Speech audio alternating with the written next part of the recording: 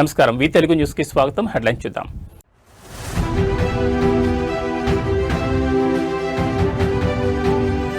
Municipal ఎన్నికల నామినేషన్ల పరిశీలన పూర్తి. బరిలో 19,608 మంది అభ్యర్థులు.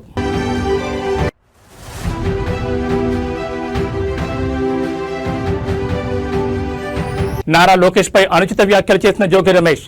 ఇబ్రహీంపట్నం పిఎస్లో కేసు నమోదు.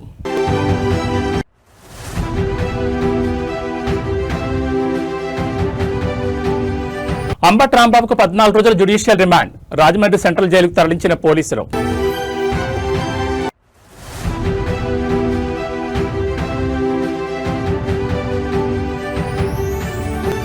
సిట్ విచారణకు సహకరించాల్సిందే. కేటీఆర్ వ్యాఖ్యలను తప్పుబట్టిన కవిత.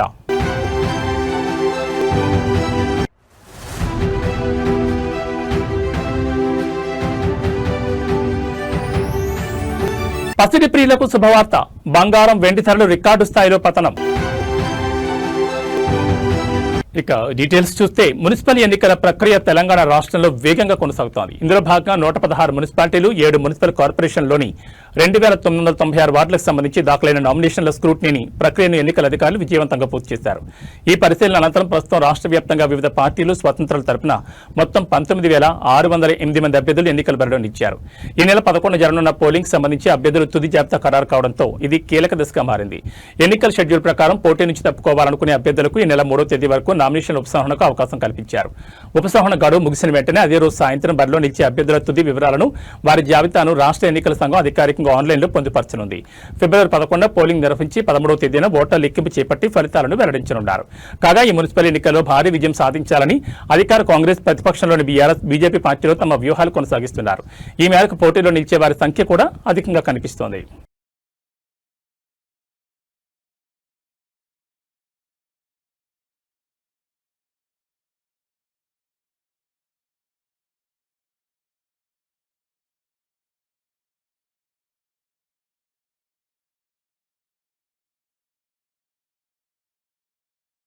తెలంగాణ రాష్ట్రంలో హాట్ టాపిక్ గా మారిన ఫోన్ ట్యాపింగ్ కేసులో బీఆర్ఎస్ అధినేత కేసీఆర్ కు సిట్ నోటీసులు జారీ చేయడాన్ని నిరసిస్తూ బీఆర్ఎస్ రాష్ట్ర వ్యాప్తంగా నిరసనలు చేసింది.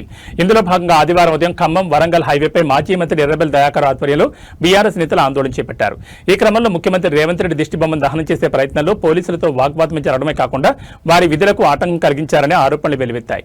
దీంతో మహబూబాబాద్ జిల్లా తొర్రూరు పోలీస్ స్టేషన్లో ఎర్రబెల్లి దయాకర్ సహా మరో 33 మందిపై బీఎన్ఎస్ సెక్షన్లు 189/2, 223, 126/2, 132, RW 190 కింద అధికారులు కేసులు నమోదు చేశారు. మున్సిపల్ ఎన్నికల నేపథ్యంలో అమల్లో ఉన్న మోడల్ కోడ్ ఆఫ్ కండక్ట్ ను ఉల్లంఘించి ముందస్తు అనుమతి లేకుండా నిరసనలు చేపట్టినందుకు ఈ చర్యలు తీసుకున్నట్లు పోలీసులు వెల్లడించారు. ఈ పరిణామం స్థానిక రాజకీయాల్లో మున్సిపల్ ఎన్నికల ప్రచారంలో తీవ్ర ఉత్కంఠను రేకెత్తించింది.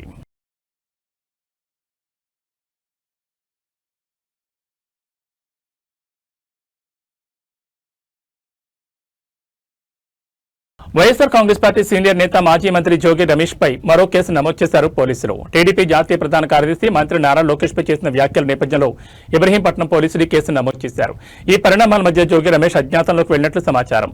లోకేష్ తో పాటు టీడీపీ అధినేత చంద్రబాబు నాయుడుపై అనుచిత వ్యాఖ్యలు చేశారనే ఆరోపణలతో జోగి రమేష్ పై చర్యలు తీసుకునే అవకాశం ఉందని సమాచారం రావడంతో ఆయన్ను అరెస్ట్ చేయొచ్చనే అనుమానాలు వ్యక్తమవుతున్నాయి. ఇదే కారణంతో ఆయన ప్రస్తుతం పోలీసులకు అందుబాటులో లేకుండా ఉన్నట్టు తెలుస్తోంది. అదే సమయంలో జోగి రమేష్ నివాసంపై జరిగిన దాడి ఘటనపై కూడా పోలీసులు మరో కేసు నమోదు చేయనున్నట్లు సమాచారం. ఈ ఘటనలో టీడీపీ శ్రేణుల పాత్రపై విచారణ కొనసాగుతోంది. జోగి వ్యాఖ్యలు, ఆయన ఇంటిపై దాడి ఘటన, ఈ 2 అంశాలపై వేర్వేరు కేసులు నమోదు చేసేందుకు పోలీసులు సిద్దమవుతున్నట్టు తెలుస్తోంది. నిన్న రాత్రి తిరుపతి నుంచి విజయవాడకు వచ్చిన జోగి రమేష్ పరామర్శ నిమిత్తం వచ్చిన నందిగా మాజీ ఎమ్మెల్యే మొండితోక జగన్మోహన్ రావుతో కలిసి రాత్రి సుమారు 1:30 సమయంలో తన నివాసం నుంచి వెళ్లిపోయినట్లు సమాచారం. ఆయనతో పాటు ఆయన తనయుడు రాజీవ్ కూడా వెళ్లినట్లు పోలీసులు గుర్తించారు. ఈ నేపథ్యంలో మాజీ మంత్రి జోగి రమేష్ అజ్ఞాతంలోకి వెళ్లారని పోలీసులు అనుమానిస్తున్నారు. ప్రస్తుతం ఆయన ఆచూకీ కోసం గాలింపు చర్యలు చేపట్టినట్టు తెలుస్తోంది. ఎన్టీఆర్ జిల్లాలో రాజకీయ ఉద్రిక్తతలు కొనసాగుతున్న వేళ ఈ కేసు రాష్ట్ర రాజకీయాల్లో మరింత చర్చకు దారితీస్తోంది. అరాచక ప్రభుత్వం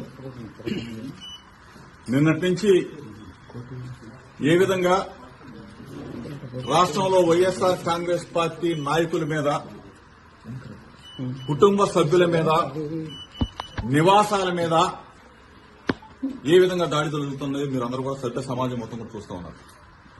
ఇప్పుడు ఈ క్షణంలో ఇబ్రహీంపట్నంలో ఉన్న నా ఇంటి మీద చంద్రబాబు నాయుడు చంద్రబాబు నాయుడు కొడుకు లోకేష్ ఇద్దరు కూడా నా నివాసం మీద దాడి చేయడం కోసం, నా కుటుంబ సభ్యుల మీద దాడి చేయడం కోసం నన్ను ఏదైనా చేయాలి, కిరాతకంగా చేయాలి, రాక్షస ఆనందం పొందాలన్న ఉద్దేశంతో ఇప్పుడు దాడి జరుగుతున్న దృశ్యాలను మీరు మీడియా మిత్రులు అందరూ కూడా, రాష్ట్ర ప్రజలందరూ కూడా గమనిస్తా ఉన్నారు. 83 రోజులు అన్యాయంగా, అక్రమంగా ఒక ఫేక్ కేసులో చంద్రబాబు నాయుడు కొడుకు అన్యాయంగా ఇరికించి 83 రోజులు నన్ను జైల్లో పెట్టి నన్ను నా తమ్ముడిని రాక్షసానందం పొందారు. ఇది చాలేదా? ఇది చాలకపోగా పెట్రోల్ బాంబులు వేసి నన్ను నా కుటుంబాన్ని అంటే హతమార్చాలని చూస్తారా? ఏం చంద్రబాబు నాయుడు, ఏ లోకేష్, ఏంటి దుర్మార్గం? నన్ను అక్రమంగా 83 రోజులు నిర్బంధించింది చాలక, నన్ను నా తమ్ముడిని నా కొడుకును కూడా జైల్లో పెట్టింది చాలక ఒక మాజీ మంత్రి వైసీపీ సీనియర్ నాయకులు అంబటి రాంబాబు అరెస్టు వ్యవహారం ఏపీ రాజకీయాల్లో పెను సంచలనంగా మారింది. సీఎం చంద్రబాబు నాయుడుపై అనుచిత వ్యాఖ్యలు చేశారన్న ఆరోపణలపై గుంటూరు పోలీసులు ఆయన అరెస్ట్ చేశారు. ఈ క్రమంలో ఆయన కోర్టులో ఆదివారం హాజరుపరిచారు. అనంతరం ఇవాళ తెల్లవారుజామున రాజమండ్రి సెంట్రల్ జైలుకు రాంబాబును పోలీసులు తరలించారు. ఈ కేసును విచారించిన గుంటూరు ప్రత్యేక మొబైల్ కోర్టు అంబటి రాంబాబుకు 14 రోజుల జ్యుడిషియల్ రిమాండ్ విధించింది. ఈ నేపథ్యంలో భారీ పోలీస్ బందోబస్తు, ఎస్కార్ట్ నడుమ ప్రత్యేక వాహనంలో ఆయనను రాజమండ్రికి తరలించారు. సోమవారం ఉదయం సరిగ్గా 4:05 అంబటి రాంబాబును జైలు ప్రాంగణం తీసుకొచ్చారు. జైలు వద్ద ఇటువంటి అవాంఛనీయ సంఘటనలు జరగకుండా పోలీసులు ముందస్తుగా భారీగా బారికేడ్లను ఏర్పాటు చేసి భద్రతను కట్టుదిట్టం చేశారు. జైలు నిబంధనల ప్రకారం కఠినంగా వ్యవహరించిన అధికారులు అంబటి రాంబాబు కోసం కుటుంబ సభ్యులు పంపిన దుస్తులను సంచుల్లో పంపేందుకు సైతం అనుమతించలేదు. అంతకుముందు కోర్టులో తన గోడును వెళ్లబోసుకున్న అంబటి తనను పోలీసులు శారీరకంగా ఇబ్బంది పెట్టారని ఆవేదన వ్యక్తం చేశారు. ఏదేమైనా ఒకప్పటి మంత్రిని ఇలా అత్యంత వేగంగా రాజమండ్రి జైలుకు తరలించడం రాష్ట్ర వ్యాప్తంగా చర్చనీయాంశమైంది.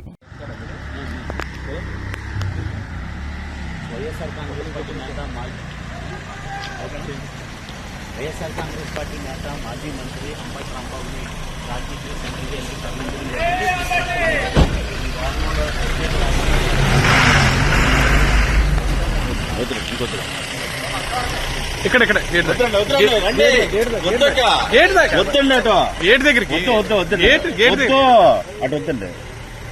కొత్తగా అలవాటు చేయొద్దు.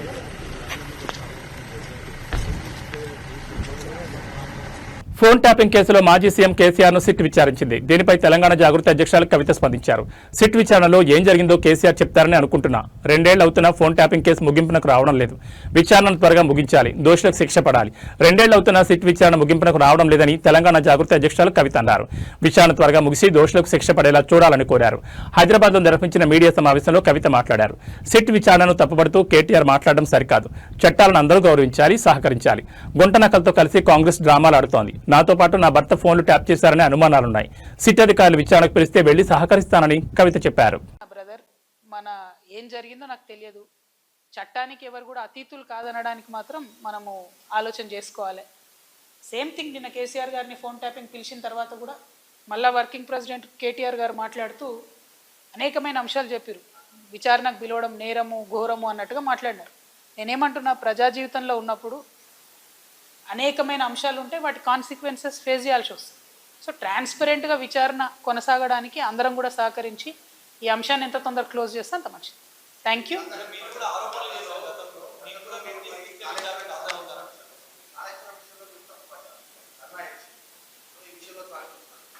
నేనేం తప్పు పట్టట్లే. నేనేమంటున్నా, వారు మాట్లాడిన మాటలు చూడండి. ఎట్లా అయితే మంచోడైనా చెడ్డోడైనా మేము చెప్పిన వాళ్ళకే ఓటేయాలన్నారో అసలు మమ్మల్ని విచారణకే పిలవద్దు అన్నట్టు మాట్లాడుతున్నాం.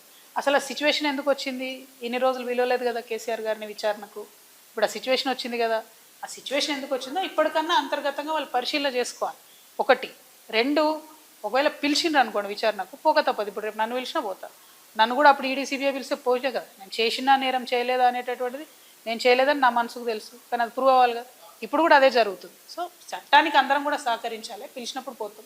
కాకపోతే ఆ యొక్క ఆలోచన విధానం ఏదైతే రాష్ట్రంలో పాలన గాడి తప్పిందని ప్రధానమంత్రిని కోరి ఏపీలో ఎమర్జెన్సీ పెట్టమని కోరాలని ముద్రగడ పద్మనాభరెడ్డి ఏపీ సీఎం చంద్రబాబు నాయుడు కోరారు. ఈ మేరకు సోమవారం ఒక బహిరంగ లేఖను రాశారు. రాష్ట్రంలో ఎమర్జెన్సీ పెడితే పదవీకాలం అయ్యే వరకు ప్రతిపక్షాన్ని జైల్లో పెట్టడానికి ఉపయోగపడుతుందని తాను అభిప్రాయపడుతున్నారని పేర్కొన్నారు. మాజీ మంత్రులు రజనీ, అంబటి రాంబాబు, జోగి రమేష్లను అవమానించేలా వ్యవహరించడం ఎంతవరకు సమంజసమని ప్రశ్నించారు. దేశంలోని ఏ రాష్ట్రంలోనైనా ఇలాంటి పాలన ఉందా అని ప్రశ్నించారు. తిరుమల లడ్డూలో నెయ్యి కల్తీ జరగలేదని సీబీఐ రిపోర్టు ఇవ్వడం నుంచి దృష్టి మరల్చేందుకు ఇలాంటివి చేస్తున్నారని అనుమానాలు వ్యక్తం చేశారు. ఒక్క అబద్దాన్ని కప్పిపుచ్చడానికి 100 అబద్దాలు ఆడాల్సి వస్తుందని తన తండ్రి చెప్పిన విషయాన్ని గుర్తు చేసుకున్నారు. టీడీపీ నేతలు ఆడిన ఒక్క అబద్దం వల్ల పార్టీ ఎంత నష్టపోయిందో పరిశీలించుకోవాలని సూచించారు. కూటమి పాలనలో కాపు కులాన్ని ప్రతిక్షణం టార్గెట్ చేస్తున్నారని ఆరోపించారు. గతంలో తన కుటుంబాన్ని, ప్రస్తుతం అంబటి రాంబాబు కుటుంబాన్ని టార్గెట్ చేస్తున్నారని విమర్శించారు. ఇది ఎంతవరకు సమంజసమని నిలదీశారు. గతంలో కాపులకు బీసీ రిజర్వేషన్ ఇస్తామని మొడిచేయి చూపించిన విషయాన్ని గుర్తు చేశారు. డిప్యూటీ సీఎం పవన్ కళ్యాణ్ మీద ప్రేమతో మాత్రమే టీడీపీకి మద్దతిస్తున్నామని ప్రకటించారు. పవన్ కళ్యాణ్ మద్దతునివ్వడం వల్లే చంద్రబాబు నాయుడు జైల్లో ఉన్నప్పుడు కార్యకర్తలు రోడ్డు మీదకు వచ్చారన్నారు. కాపుల మద్దతు కూటమి ప్రభుత్వం అధికారంలోకి వచ్చింది నిజం కాదా అని అడిగారు. దయచేసి కాపు కులాన్ని ఏపీ నుంచి వేరే రాష్ట్రానికి కట్టుబట్టలతో పంపించే కార్యక్రమం చేయండి అని ఆవేదన వ్యక్తం చేశారు.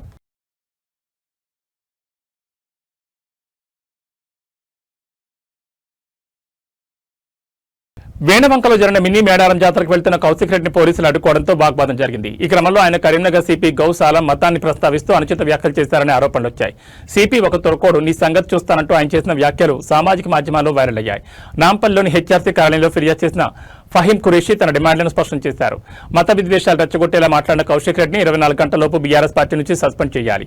ఒక బాధ్యతాయుతమైన పదవిలో ఉండి అధికారుల మతాన్ని కించపరచడం రాజ్యాంగ విరుద్ధమని, ఆయనపై కఠిన చర్యలు తీసుకోవాలని కోరారు.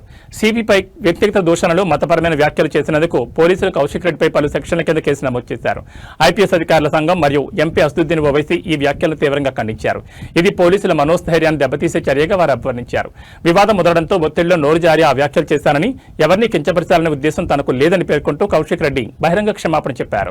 చేతంగా మేము రావడానికి కారణం ఏంటంటే ఈ పాడి కౌశిక్ రెడ్డి హుజరాబాద్ ఎమ్మెల్యే. అన్ఫార్చునేట్లీ అతను ఒక రిలీజియన్ సంబంధించిన ఒక ఐపీఎస్ ఆఫీసర్, ఒక హానెస్ట్ ఐపీఎస్ ఆఫీసర్ మీద చేసిన వ్యాఖ్యలు, ఆయన ఒక్కరి మీద వ్యాఖ్యలు కాదు, అవి యావత్తు ముస్లిం కమ్యూనిటీ మీద చేసిన వ్యాఖ్యల మీద మేము ఈరోజు వచ్చి state human rights commission complaint ఇవ్వడం జరిగింది. వాళ్ళు ఇమీడియట్గా దీని మీద రిపోర్ట్ ట్రాన్స్ఫర్ చేసి యాక్షన్ తీసుకుంటా అని చెప్పారు. మాట పూర్తి నమ్మకం ఉంది. ఇది కాక నేను చెప్పదలుచుకున్నాను కేసీఆర్ గారికి, ఇట్లాంటివి విషపూరితమైన ఎమ్మెల్యేని మీరు పెట్టి పోషిస్తున్నారు. రాబోయే రోజులల్లా ప్రతి ఒక్క ఊర్లో ప్రతి ఒక్క ముస్లిం సోదరుడు మిమ్మల్ని బుద్ధి చెప్తాడు.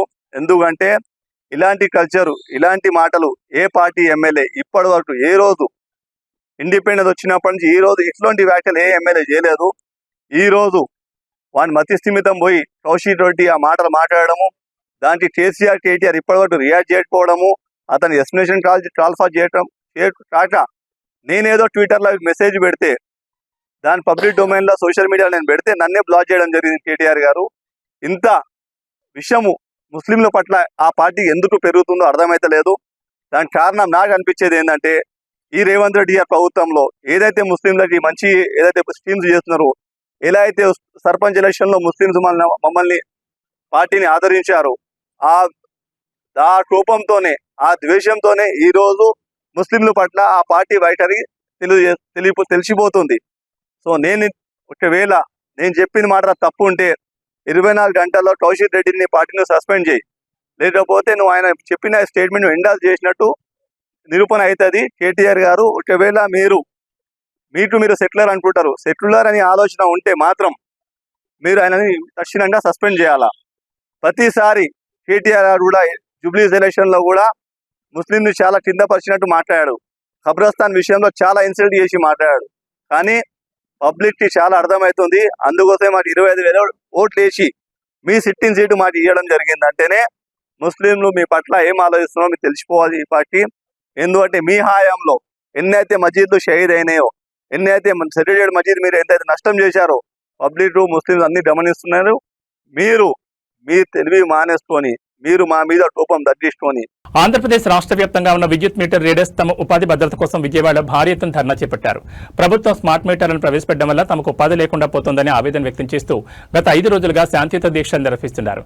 అయినప్పటికీ ప్రభుత్వం నుంచి ఎలాంటి స్పందన రాకపోవడంతో నేడు చలో విజయవాడ కార్యక్రమాన్ని పిలుపునిచ్చారు. స్మార్ట్ మీటర్ల ఏర్పాటు వల్ల ఉపాధి కోల్పోతున్న తమకు ప్రభుత్వం ఇతర విభాగాల్లో ప్రత్యామ్నాయ పనులు కల్పించాలి. పెండింగ్ లో ఉన్న వేతనాలు వెంటనే విడుదల చేయాలి. ఏళ్ల తరబడి విద్యుత్ శాఖను నమ్ముకున్న తమ కుటుంబాలను రోడ్డున పడేయొద్దని ప్రభుత్వం వెంటనే చర్చలకు రావాలని డిమాండ్ చేస్తున్నారు. పోలీసులు ఎక్కడికక్కడ అడ్డుకున్నప్పటికీ లీడర్స్ భారీగా తరలిరావడంతో విజయవాడలోని ప్రధాన కూడళ్లలో ట్రాఫిక్ స్తంభించి ఉద్రిక్తత నెలకొంది.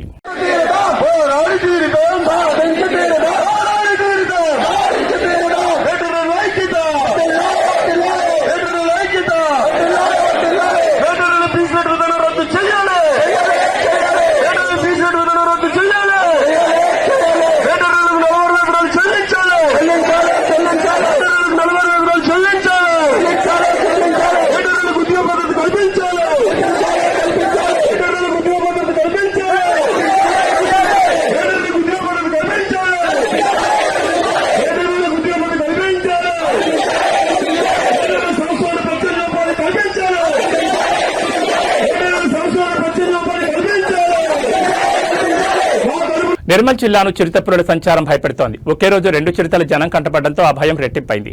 ఖానాపూర్ పట్టణ శివార్లోని కొమరంభీం చౌరస్తా నుంచి తర్లపాడు వెళ్లే మార్గంలో శనివారం రాత్రి అడవి నుంచి గ్రామంలోకి వెళుతూ ఓ చిరుత ప్రయాణికుల కంటపడింది. తర్లపాడు నుంచి ఖానాపూర్ వైపు వెళుతున్న ఓ ప్రయాణికుడు కారులో నుంచి రోడ్డు దాటుతున్న చిరుతను తన సెల్ ఫోన్లో బంధించారు. ఈ ఘటన జరిగిన కొద్ది నిమిషాల్లో ఖానాపూర్ మండలంలోని దివాల్పూర్ శివార్లోని బొక్కలకోట సమీపంలోని ఓ పంట పొలంలో మరో చిరుతపులి సంచరించడం కలకలం రేపింది. పంట చేనులో రైతు ఏర్పాటు చేసుకున్న సీసీ కెమెరాలో చిరుత పులి కదలికలు రికార్డయ్యాయి. అది గుర్తించిన రైతు అటవీశాఖ అధికారులకు సమాచారం అందించారు. మండలంలో ఒకే రోజు 2 చిరుతలు కెమెరా చిక్కడంతో సోషల్ మీడియాలో ఈ వీడియోలు వైరల్ గా మారాయి. చిరుతల సంచారం ఘటనతో అటవీశాఖ అప్రమత్తమైంది. దీంతో ఖానాపూర్ మండలం సమీప ప్రాంతాల ప్రజలను తర్లపాడు దివాల్పూర్ గ్రామాల రైతులు ప్రజలకు హెచ్చరికలు జారీ చేసింది అటవీశాఖ. తాజాగా సాగిన జంతుగణనలో గణనీయంగా చిరుతల సంఖ్య పెరిగినట్లు సమాచారం. పెంబి అడవి ప్రాంతాల్లో మాంసాహార జంతువుల సంఖ్య రెట్టింపైనట్లు అటవీశాఖ ప్రాథమికంగా గుర్తించింది.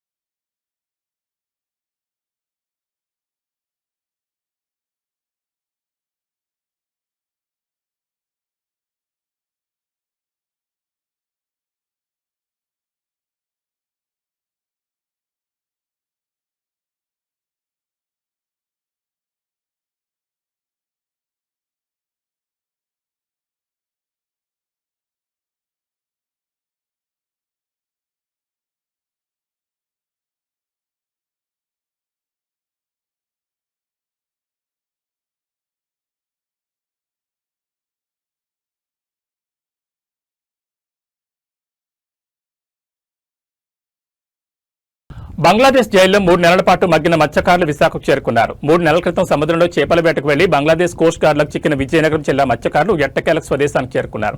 బంగ్లాదేశ్ జైల్లో నిర్బంధంలో ఉన్న 9 మంది మత్స్యకారులు విడుదలై 3 రోజుల క్రితం విశాఖ షిప్పింగ్ హార్బర్కు చేరుకున్నారు. భారత ప్రభుత్వ చొరవతో పాటు దౌత్యపరమైన ప్రయత్నాల ఫలితంగా మత్స్యకారులు 3 నెలల్లోనే బంగ్లాదేశ్ జైలు నుంచి విడుదలయ్యారు. స్వదేశానికి చేరుకున్న మత్స్యకారులను చూసి వారి కుటుంబ సభ్యులు భావోద్వేగానికి గురయ్యారు.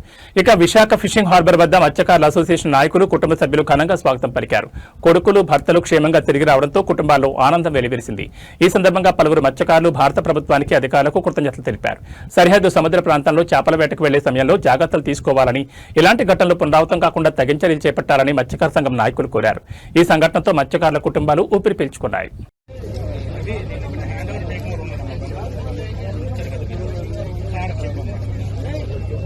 బంగారం వెండి ధరలు భారీగా పతనమయ్యాయి. ఆల్ టైం గరిష్ట స్థాయికి చేరిన తర్వాత గత 4-5 రోజులుగా పసిడి వెండి ధరలు నేలచూపులు చూస్తున్నాయి. ఈ క్రమంలో ఇవాళ ఒక్కరోజే బంగారం ధర రికార్డు స్థాయిలో పడిపోయింది. ఈ పరిణామం పెట్టుబడిదారులకు షాక్ ఇవ్వగా కొనుగోలుదారులకు ఊరటనిచ్చింది. ఈ రోజు ఉదయం హైదరాబాద్ మార్కెట్లో 24 క్యారెట్ల 10 గ్రాముల బంగారం ధర ఏకంగా 9,050 రూపాయలు తగ్గి 1,51,530కి చేరింది. అలాగే 22 క్యారెట్ల తులం బంగారం ధర 8,300 తగ్గి 1,38,900 వద్ద ట్రేడ్ అవుతోంది. దేశ రాజధాని ఢిల్లీలో కూడా దాదాపు ఇదే పరిస్థితి కొనసాగుతోంది. అక్కడ 24 క్యారెట్ల పసిడి ధర 1,51,680గా నమోదైంది. బంగారం బాటలోని వెండి కూడా పయనిస్తోంది. కిలో వెండి ధర నిన్నటితో పోలిస్తే ఏకంగా 50,000 పతనమైంది. ప్రస్తుతం హైదరాబాద్, ఢిల్లీ మార్కెట్లలో కిలో వెండి ధర 3 లక్షలు అవుతుంది. కొద్ది రోజుల క్రితం కిలో వెండి ధర 4,25,000 వరకు చేరడం గమనార్హం. ఇటీవల రికార్డు గరిష్టాలకు చేరడంతో పెట్టుబడిదారులు భారీ ఎత్తున లాభాల సేకరణకు మొగ్గు చూపడమే ఈ పతనానికి ప్రధాన కారణంగా బులియన్ మార్కెట్ నిపుణులు విశ్లేషిస్తున్నారు. ఈ ధరల పతనం పెట్టుబడిదారులను ఆందోళన గురిచేస్తుండగా కొనుగోలు చేయాలనుకునే వారికి ఊరటనిస్తోంది.